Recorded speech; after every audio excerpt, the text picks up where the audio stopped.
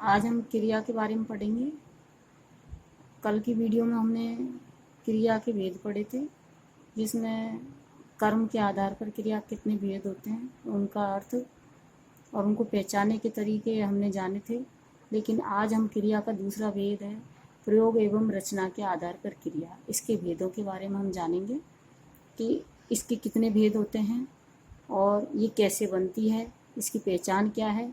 तो देखिए, सबसे पहले है हम जानेंगे कि प्रयोग एवं रचना के आधार पर क्रिया के 6 भेद होते हैं।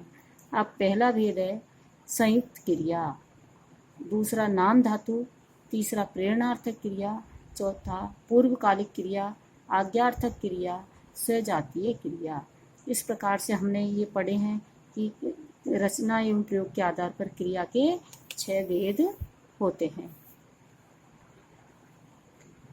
अब पहला संयुक्त क्रिया, जैसे कि नाम से पता चल रहा है, संयुक्त यानी जुड़ी हुई, यानी जो क्रिया दो या दो से अधिक जो भिन्न अर्थ देने वाली क्रियाओं के मेल से जो बनती है उन्हें हम संयुक्त क्रिया कहते हैं।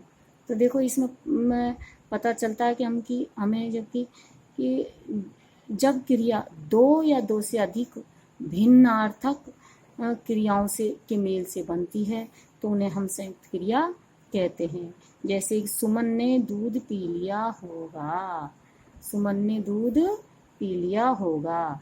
इसमें पीना जो है मुख्य क्रिया का धातु है।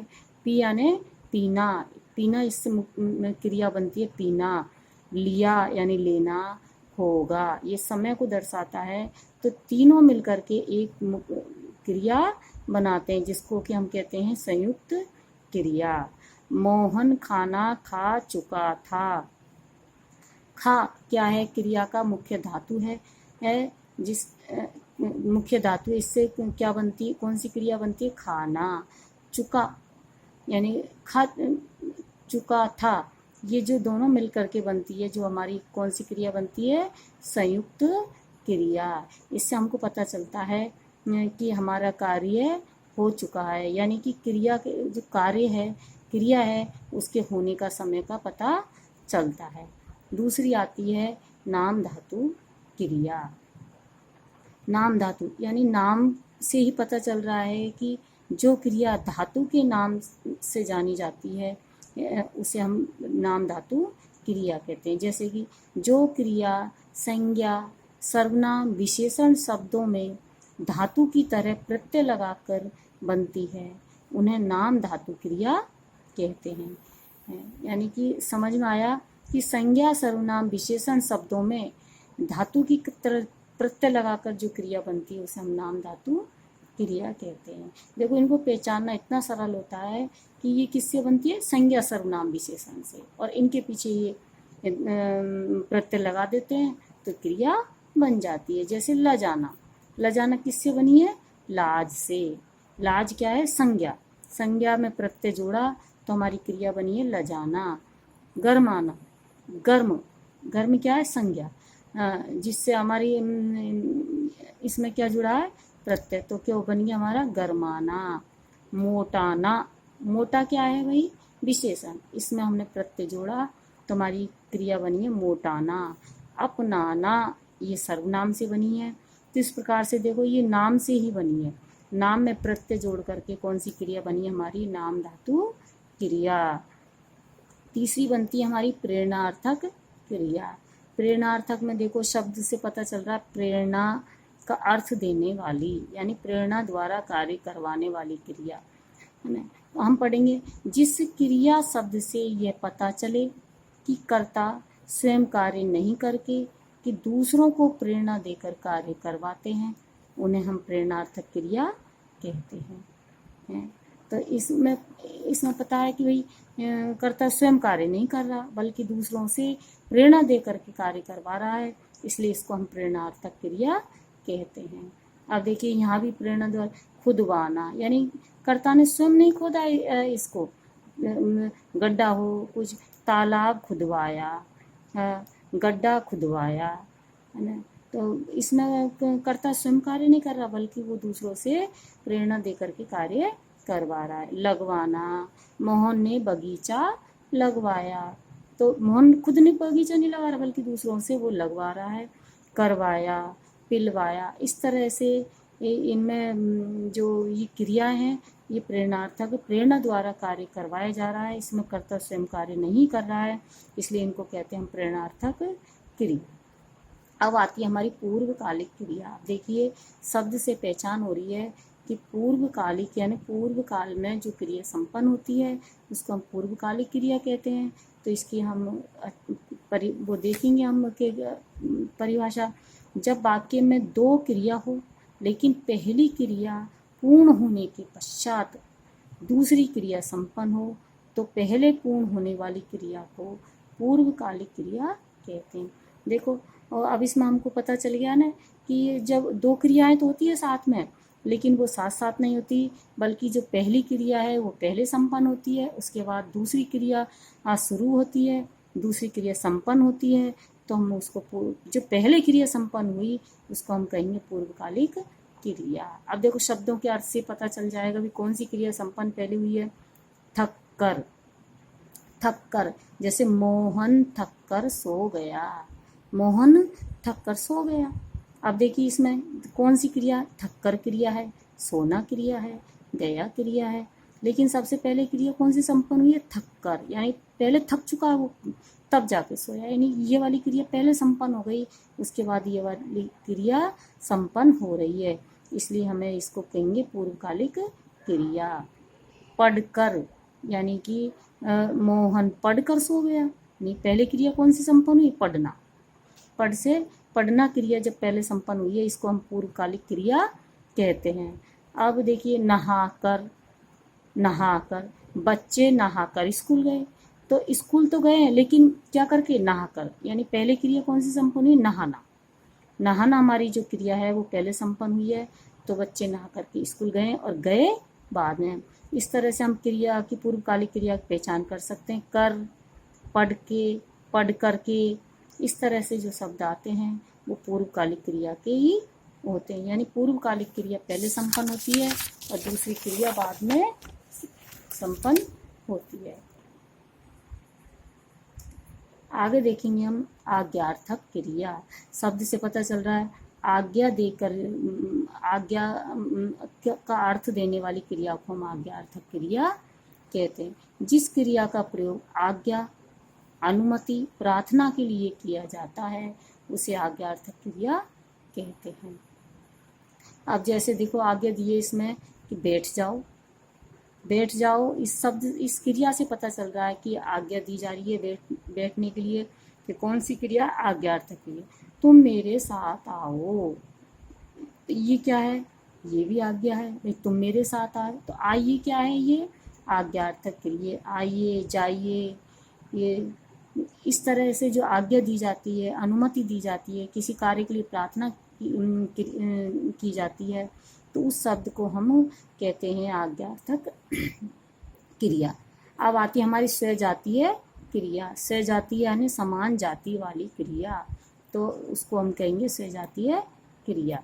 जिस वाक्य में क्रिया तथा कर्म दोनों एक धातु से बनकर एक साथ प्रयुक्त होते हैं उन्हें हम स्वजातीय क्रिया कहते हैं, यानी क्रिया और कर्म दोनों ही एक धातु से बनेंगे और एक ही साथ प्रयोग होते हैं तो उनको हम स्वजातीय क्रिया कहते हैं। जैसे कि देखो लड़ाई लड़ी, लड़ाई, लड़ाई में कौन सा धातु है, लड़, लड़ से कौन सी क्रिया बनती है, लड़ना, लड़ना क्रिया बनती है लड़ से। इसी तरह से लड़ी, लड़ी में भी क्या है धातु, मूल धातु क्या है, लड़, तो लड़ में कौन सी क्रिया है, लड़ना। इस तरह से देखिए लड़ाई कर्म और क्रिया, तो कर्म और क्रिया दोनों ही किस धातु से बने, लड़ना धातु से बने, इसलिए इनमें ये लड़ धातु से दोनों बने हैं, इसलिए हम इसको स्वजातीय क्रिया कहते हैं। उसी प्रकार से चढ़ाई, चढ़ी, अब चढ़ाई में देखो, चढ़ाई में क्रिया क्या है, कर्म, चढ़ना, ये चढ़ना है इसमें, चढ़ना, और चढ़ी में भी क्या है, चढ़ना क्रिया है, तो ये देखो कर्म भी चढ़ना और क्रिया भी चढ़ना। इस प्रकार से दोनों ही समान हैं, एक ही धातु से बने हैं और दोनों एक साथ ही प्रयोग हुए हैं, तो हम इनको कहेंगे स्वजातीय क्रिया। ये प्रकार दे, दी, दे से का मतलब है देना क्रिया है इसमें, और दी का भी देना, तो यहाँ कर्म भी देना और क्रिया भी देना, तो दोनों ही स्वजातीय है, तो इसलिए हम इनको कहेंगे स्वजातीय क्रिया। अब देखिए मैं तुमको इनकी पहचान बताती हूँ शॉर्ट में, कि हम शब्दों को देख करके कैसे पहचानेंगे कि क्रिया कौन सी है। कई बार हमको परिभाषा याद नहीं रहती, लेकिन हम शब्दों से पहचान जाते हैं कि क्रिया कैसे आई है, उनके प्रयोग के आधार पर, तो प्रयोग किस प्रकार से हुआ है तो हम उस क्रिया को पहचान जाते हैं। अब देखिए मैं बताती हूँ आपको कैसे पहचानेंगे उनको। संयुक्त क्रिया, तो मैंने बता दिया संयुक्त का मतलब जुड़ी हुई क्रिया। तो देखिए यहाँ पे मोहन सो चुका होगा, तो यहाँ पे ये जुड़ी हुई क्रिया है सारी, एक के बाद एक क्रिया जुड़ी हुई है। जैसे सो, ये क्रिया जुड़ी हुई है, चुका, ये क्रिया जुड़ी हुई है, तो हमारी ये तीनों जो क्रिया है वो जुड़ी हुई है, इसलिए यहाँ पर कौन सी क्रिया है, संयुक्त क्रिया। नाम धातु क्रिया, यानी धातु के नाम पर जो क्रिया, यानी ललता बहुत लालची है। अब यहाँ पे धातु क्या है, लालच, लालच से बनी है लालची, यानी कि जो धातु से ही क्रिया बनती है उनको नाम धातु क्रिया कहते हैं। प्रेरणार्थक क्रिया, प्रेरणार्थक यानी प्रेरणा दे करके कार्य करवाने वाले शब्द होते हैं जो प्रेरणार्थक क्रिया कहते हैं। खुदवाना, खुदवाया, तालाब खुदवाया, कुआं खुदवाया, बगीचा लगवाया, पढ़ाई करवाई, शिक्षक ने पाठ पढ़वाया। इस तरह से पढ़वाया, लगवाया, खुदवाया, ये सब किस में जाते हैं, प्रेरणार्थक क्रिया, क्योंकि इनमें कर्ता स्वयं कार्य नहीं कर रहा, बल्कि किसी को प्रेरणा दे करके उस कार्य को करने के लिए प्रेरित कर रहा है। आगे आइए, पूर्वकालिक क्रिया। पूर्वकालिक यानी पूर्व काल में संपन्न होने वाली क्रिया, पहले क्रिया संपन्न होती है उसको पूर्वकालिक क्रिया कहते हैं। जब दो क्रिया आती है लेकिन जो क्रिया पहले संपन्न होती है उसको पूर्वकालिक क्रिया कहते हैं।